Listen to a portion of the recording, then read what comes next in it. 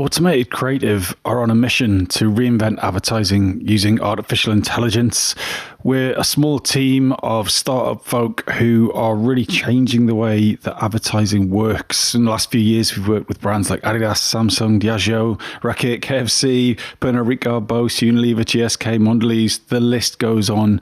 And we are looking for account management talent. So if you know anyone who is kind of obsessed with creativity, ads, AI, and account management, if you could get them to email Rhoda at automatedcreative.net. That's Rhoda, RHODA, at automatedcreative.net. And I will love you forever. On with the show.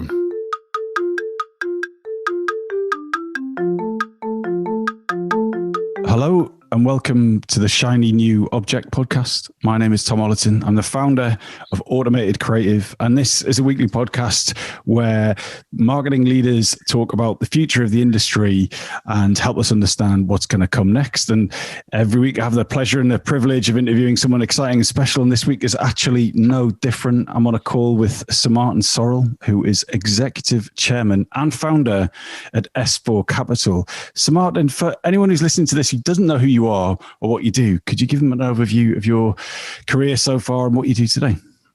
So let me stick with the advertising and marketing industry. So I started at Saatchi, where I was CFO for 9 years. I then left to start WPP, where I was the CEO for 33 years. And now, not now, 3 years ago, I started S4, where I'm, as you said, Executive Chairman. That's it.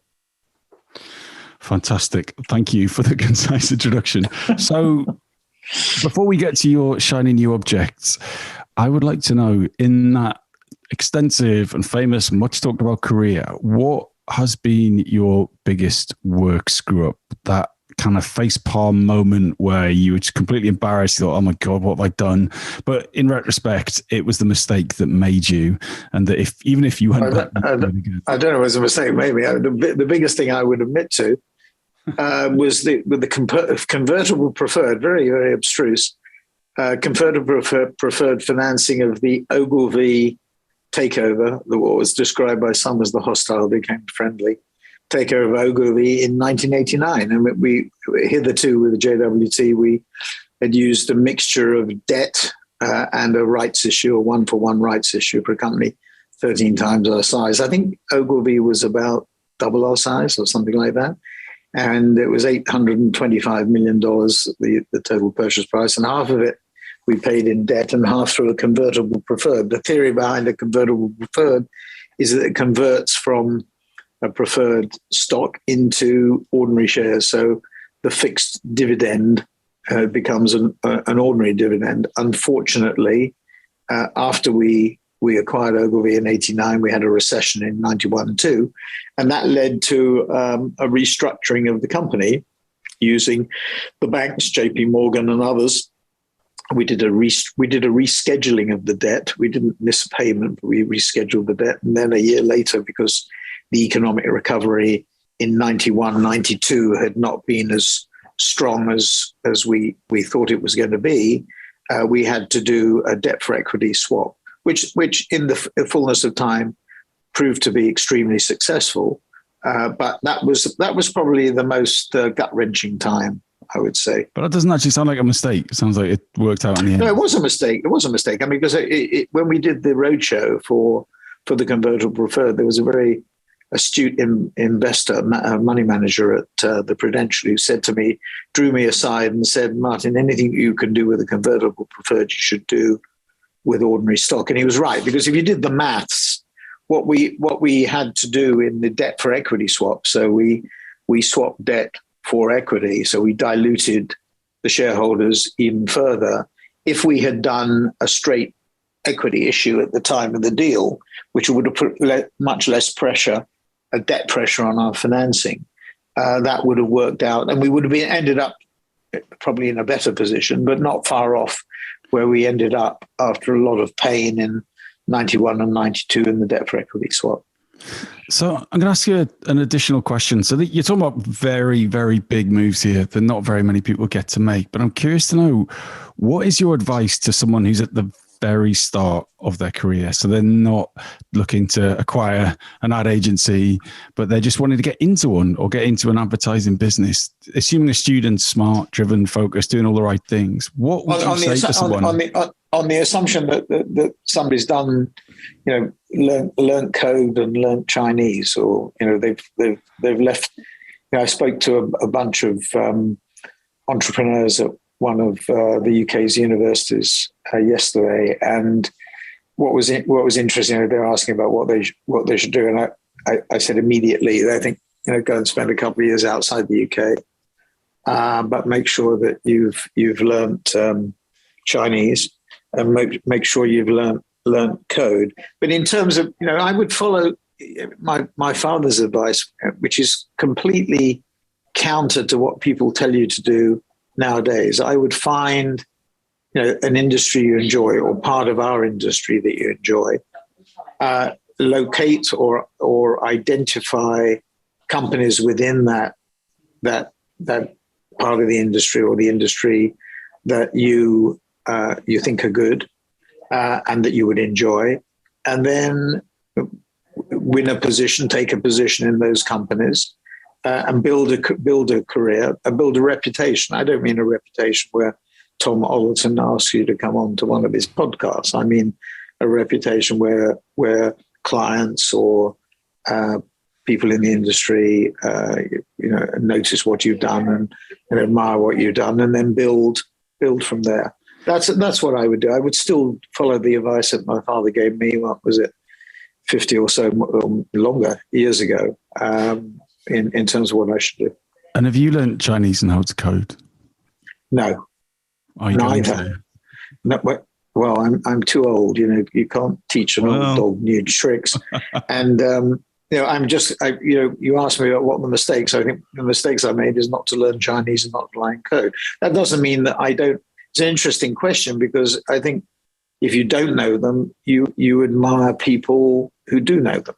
So you have a greater respect for what's happened, say, for example, in China, which is the second largest economy in the world and will be the largest, and lack of relationships with the US and China are going to be one of the biggest issues that or the biggest issues that we have to deal with, along with climate change and DE&I and inequality and impact of globalization and everything else, and the pandemic and Brexit and everything else. But it is.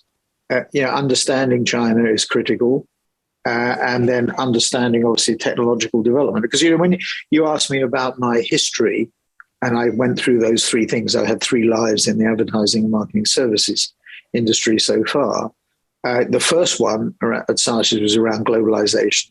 One of the questions you asked me is what advertising books would you recommend? And I would recommend David Ogilvy's book on advertising. It's still as fresh today as was when he wrote it many, many years ago. But I'd also recommend an article by Ted Levitt, which he made into a book, actually, about the theory of globalization. The consumers will consume everything the same way everywhere. That was in 1983.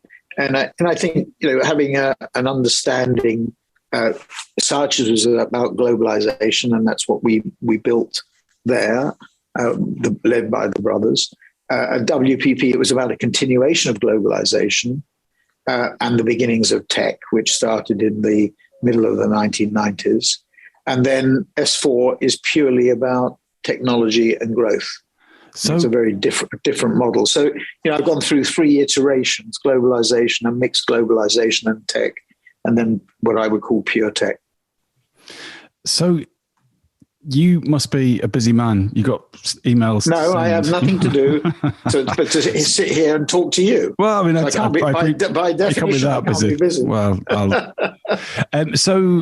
so when you do feel overwhelmed and unfocused, I mean, you rattled off, US-China relations, pandemic, Brexit. There's a lot of data to take in and process and make business leading decisions on. When you do feel overwhelmed and unfocused, what do you do? Yeah. How do you snap out of that? Well, it's interesting. I thought about that question. I mean, get a good night's sleep would be one of the things to do, obviously. But I think, the honest answer, I think of my dad, actually. So he died in 1989.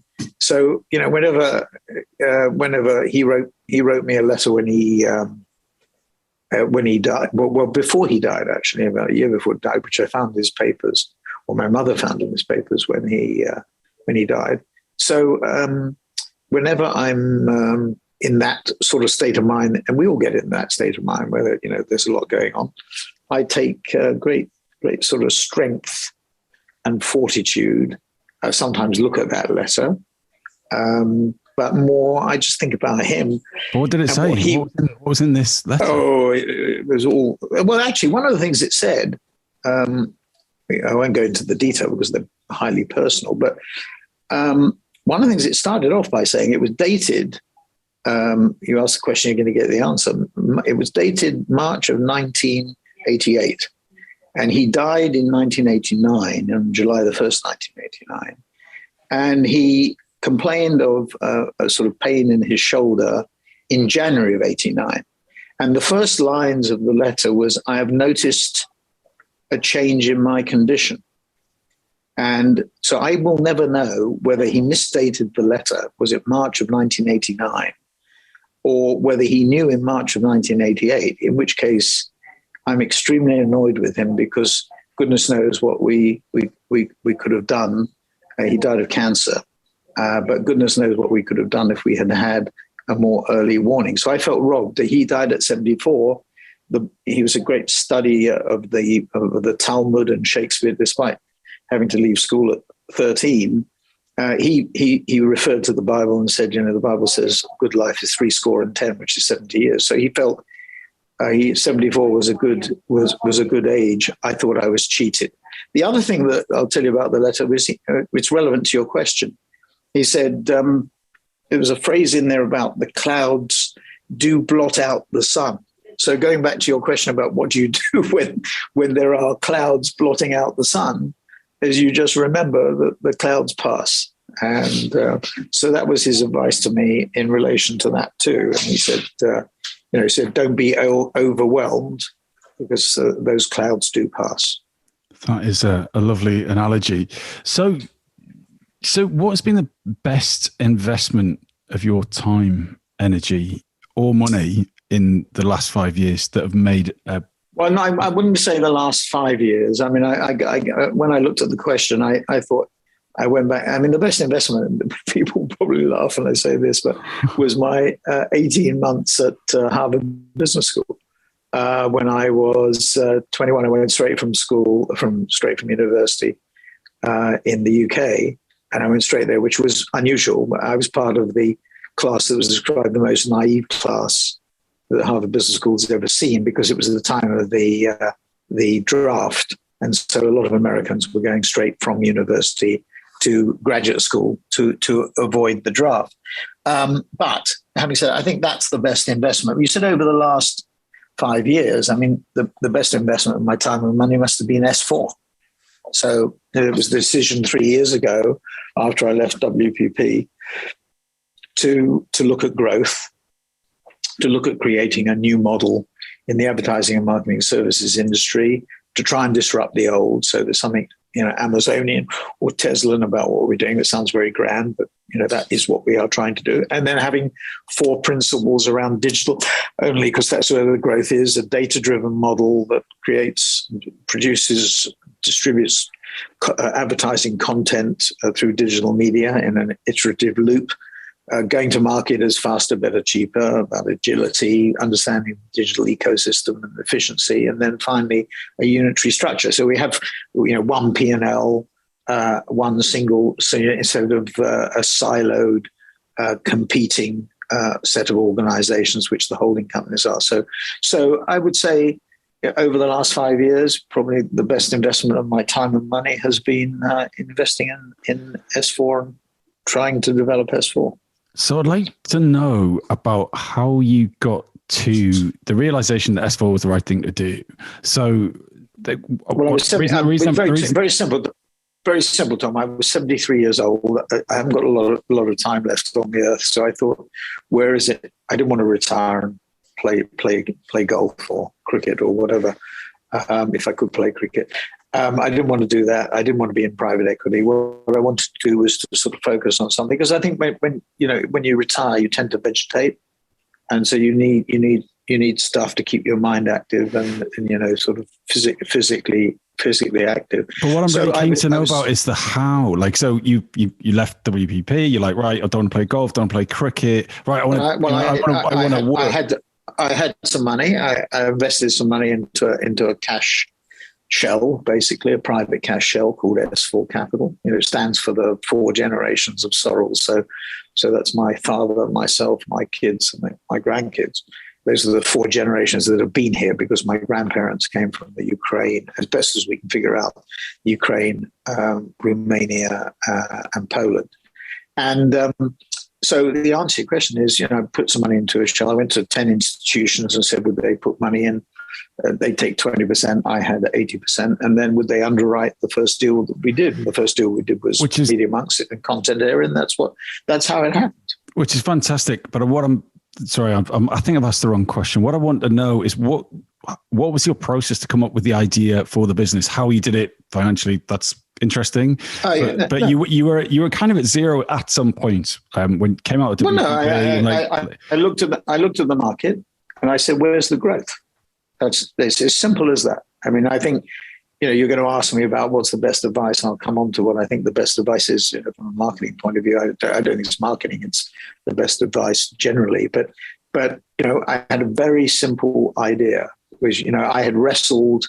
2016 was the best year for WPP in its 30 odd years of history. 2017 was a tough year. With the top line was flatlining, and I was of the view, and we had part of our business that was analog, part of it was digital. The digital was growing. I was too old to screw around with no growth. I can screw around with high growth, but not no growth. And I think it's a really important point, because when a company is growing, people's attitude is totally different as to when it's struggling. The way I put it is, people look at the sky rather than look at their boots. And I think that's critically important. Everybody's demeanor in a high growth company or in a fast growth company is totally different to their demeanor when they're struggling. And I just didn't want to, at my tender age, I didn't want to struggle with that burden. What I wanted to do was to struggle with the difficulty, because when a business is growing at 50% like we are this year organically, and then on top of that, we're growing 100% because we've added deals on top of it. That's a challenge, but it's a better challenge than when it's going the other way. And so it was simple, very simple. It was nothing. Didn't have to be an Einstein to figure that one out, and it was just really focusing. Wayne Gretzky, a famous ice hockey player, said, "You skate to where the puck is going to be, not where it is." How many times have we seen that in an innovation deck in an agency? Yeah. Right, we've got to move on. So you mentioned, what is your best tip? I asked for a marketing tip, but you say it's bigger than that. What is it? Yeah, I think the best tip is to have a very simple vision for what you're trying to do, and then have the structure to put it in place. I mean, that's very, very simple. It's apple pie and motherhood, but it's amazing how people, for example, I was on a call with a very successful guy a day or so ago, early one morning. It was early yesterday morning. And what he presented was so complicated. I mean, you literally had to be an Einstein to figure it out. So, what Warren Buffett always says, which is, if somebody can't explain something to him on one sheet of paper or in one sort of brief conversation, he shies away from it. Nothing is too complicated to explain. If it's too complicated to explain, it's because the person who's speaking or writing doesn't really understand what they're talking about, I think. And I really think simplicity is really the important thing. So a simple, well-articulated vision, mission, whatever you want to call it, and then implementing that. Structure is really important. Remember, there was a great debate a few years ago at business schools is whether strategy was more important than structure or vice versa. And the answer is it's both, in my view. You have to have a very strong, simple objective, and you execute that as flawlessly as you can. So I think that would be the advice that I think is most important. You know, whether it's formulating what we were going to do at S4 3 years ago or whenever.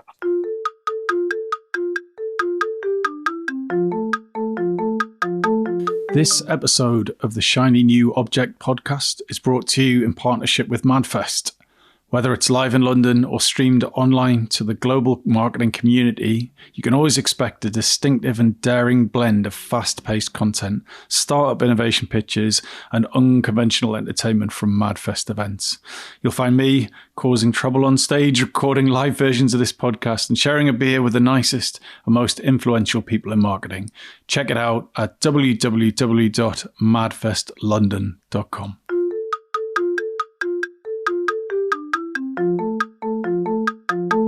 So we're going to move on now to your shiny new object, which yes, read is called The Two Worlds of Advertising, which sounds very grand. Can you explain why that's your shiny new object? Well, I get continuously frustrated by journalists and analysts and observers who lump together the digital world with the analog world. And what people have to understand is there are two worlds. Advertising and marketing really should be split into two.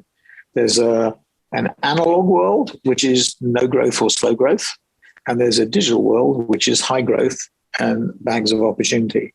And it is a tale of two cities or a tale of two planets. And the digital planet is getting bigger by the day. It's 55% of the addressable markets that people talk about. It's about $1.8 trillion that the addressable markets people talk about in media, in marketing services, and in trade budgets. It will be 70%. Digital will be 70% by 2024. So this is the high growth. And when you look at S4, which is a listed company, our comparators are not the holding companies. You know, they've gone down by 10, 15, 20, WPP by 25% over the last 3 years. That's one section. But you look at the tech-driven companies like our own, I think we're a royalty on the growth of the platforms. Just like Warren Buffett used to say when I was at Saatchi's, that an investment in Ogilvy or IPG was a royalty on the growth of globalization following the Ted Levitt theory. Today, what S4 and indeed Globant and others are a royalty on the growth of the digital transformation economy, the digital marketing economy. It's on the platforms, on the hardware companies, and on the software companies. And when the metaverse becomes an even more important thing than it is at the moment, or when virtual reality becomes even more important, or when the Unreal Engine technology, which underpins Epic's Fortnite games, becomes even more important as it's becoming. Though it's understanding how those things are breaking through, or understanding the relative merits of the individual platforms that we look at, or the up-and-comers, not many of those, but there are some, the up-and-comers in platforms, or indeed in software, or in hardware companies. So it's really, the fundamental point is they're two entirely different worlds. There's an old world and there's a new world. And unfortunately, they get pushed together. And that's wrong, because you can't evaluate a new world coming. And this goes into, theories of what creativity. I mean, I despair at how many people in our industry look with rose-tinted spectacles at the past. The system, the whole ecosystem has changed dramatically. It started to change in the mid-1990s with the breakthrough of the internet, and it is now speeding up. It's now moving at hyperspeed. The pandemic has speeded up the process. Nothing new, I think, as a result of the pandemic, but consumers, the media, enterprises have had to move far faster in the digital transformation process than they ever did before because of the pandemic. So it's moving at hyperspeed, and we have to move at hyperspeed with it. And the systems and the approaches and the theories that applied to the old world no longer apply in the new world. It's a very, very different world to operate in. It's a 24/7, always-on world where agility is absolutely critical, where understanding of the digital ecosystem is absolutely critical, and where being efficient is absolutely critical, and being unified is critical. So you've got to have one firm, not a collection of firms who fight against one another. You've got to have what others term the power of one, or one Dentsu, or one WPP, or whatever it happens to be. You have to create one firm.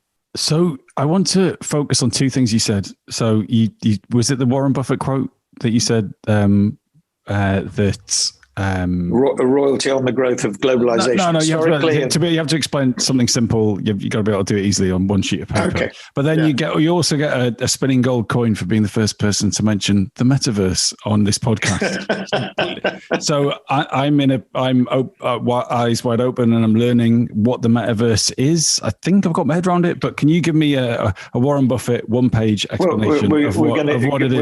We're going to live in unreal worlds. We're going to live in virtual worlds. So we conducted our management meeting last week using the Oculus headsets, and you can get a super duper headset at an even greater price, well, a more expensive price, which is, I think, delivers a really, really excellent experience. I mean, and the technology and the headsets they're using at the moment, which are commonly available, are good too. Much better. Virtual reality. We live it. Why is that different?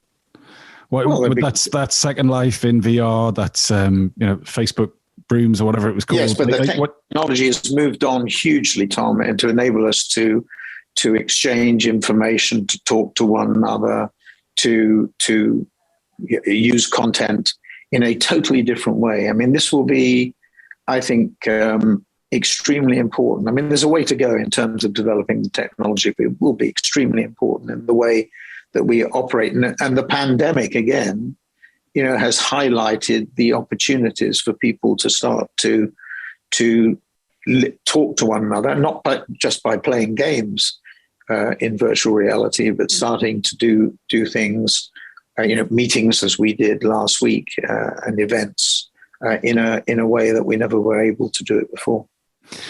Tell me about those meetings. What were you getting? What kind of fidelity were you receiving in terms of that's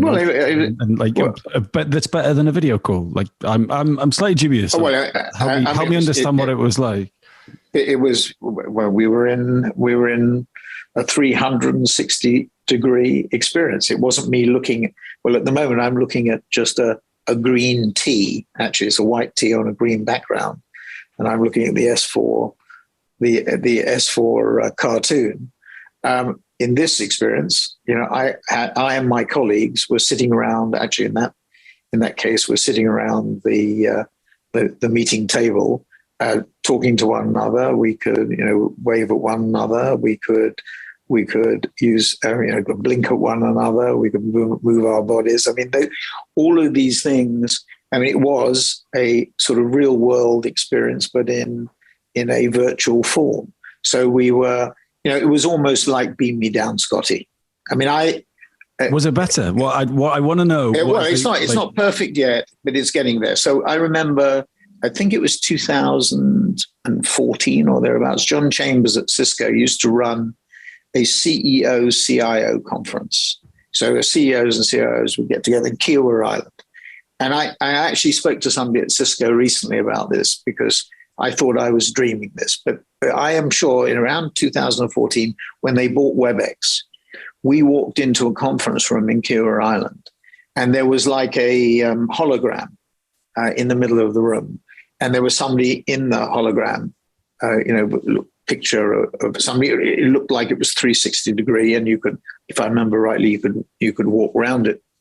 And this was beamed down from New York or wherever it was. And I said to the guy from Cisco I met recently, was I dreaming or did I really see that? And this was like Beam Me Down, Scotty. So the answer to your question is we're going to be able to communicate with one another in forms, in very efficient digital forms that will reduce the necessity for travel, in order to meet people. And I'm not saying that's not important, that face-to-face, eye-to-eye contact and whatever is not important. Of course it is. I'm saying that historically we've wasted a lot of time and expense in doing things that we really didn't have to do, that we could execute much more efficiently in a digital world, or which will be able to be done in a virtual world. It's enormously effective, and the technology will continue to improve. So it will become more and more real. I mean, I got into a McLaren car and went at 330 miles an hour, I think it was, in the film, in virtual reality. We stream for the NBA. I think we're now into our third season. We're streaming in virtual reality NBA games. I think we did 16 last year. I think we're going to do 26 this year, using Verizon's network and using the Oculus Facebook technology. So these things, are starting to have a significant impact on what people are doing and how they're doing it. So if a marketer is listening to this and they may be in the real world, in the analog world, as you say, in the no growth or slow growth world, and they're hearing your description of the metaverse and these technologies available, what would you say are the steps that a marketer needs to take to make sure they're ready for something like the metaverse, whether or not that odd expression? Well, if it is two worlds, I mean, a lot of clients operate in the old world and are resistant to move into the new world. So they're resistant to move from analog to digital and the new opportunities. And a lot of them have been caught out because they didn't move fast enough. I think in a 24/7 always on world, I think I'm using an analogy, really a political analogy, of using the line that Dominic Cummings used for Brexit, which is to take back control. I think client marketeers in a 24/7 always on world have to take back control. They surrendered too much control to agencies, outside parties, consultants. After 2008 and the great financial crisis, it was very fashionable, zero-based budgeting, which meant deconstructing your cost structure and then building it up again. Became very, very popular. Was proven to be not as good as people thought it was, because it reduced brand spending and more importantly, reduced innovation spending. So that's sort of become less important, but still focus on cost, focus on outsourcing, focus on procurement in a low growth world where there was very little inflation, very little pricing power. In a 24/7 always on world, you have to have control. And so I think that's critically important.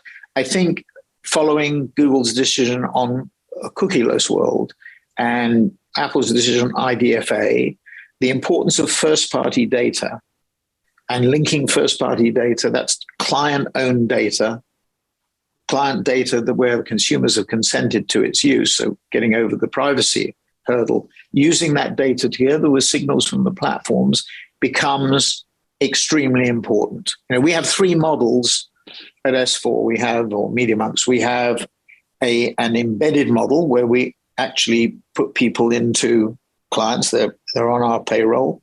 We have an in-house model where we work with clients almost to do ourselves out of a job. And then we have the normal outsource model. It's different horses for different courses, and it depends on the dynamics of the industry. But generally, I think marketing departments should move to more of an embedded model with their agency partners, or to an in-house model. I think the sort of the classical outsource model is past its sell-by date. So taking back control, first-party data, and then I would say emphasizing agility is critically important. I mentioned that in the context of the way we go to market as faster, better, cheaper. Agility. A lot of people talk about this, and a lot of people don't deliver it. I mean, one CMO one of the big FANG companies said to me, you've got the new model at S4 Media Monks. You've got the new model. And I don't have to pay for all the useless overhead that I see or that is there. So, coming up with a new model. And then another CCO of one of the big tech companies said, we're building, very interested in what we're doing, because we're building a network from the bottom up, meaning that we're focusing on the production side of the business, which is the core of it. A lot of people dismissive historically of Media Monks. They say, oh, well, they're just a production shop. That's nonsense. What they specialize in is producing the product that we produce, which is the creative product. That's what they produce. And what this chief creative officer basically was saying was that we're starting in that area and building from there. And that's what the new network is about. The old networks, you get this, what I said, there's the siloed organizations, but on top of that, even within the silos, you have silos. You have strategic planners, you have suits or account handlers, you have the creative department. I mean, it becomes overly complex. And coming back to what I said is the best advice, have a simple vision and execute it with the best possible structure. I think that's critically important. So I think those are the issues: agility, first-party data, combining that with the signals and taking back control. Those three things, I think, are what marketers should focus on. Well, fantastic advice and a great way to finish the podcast. So, Martin, thank you so much for your time. Thank you very much, Tom. Enjoyed it. Good luck. Good luck with another 160 or whatever it is you're going to do. Thank you.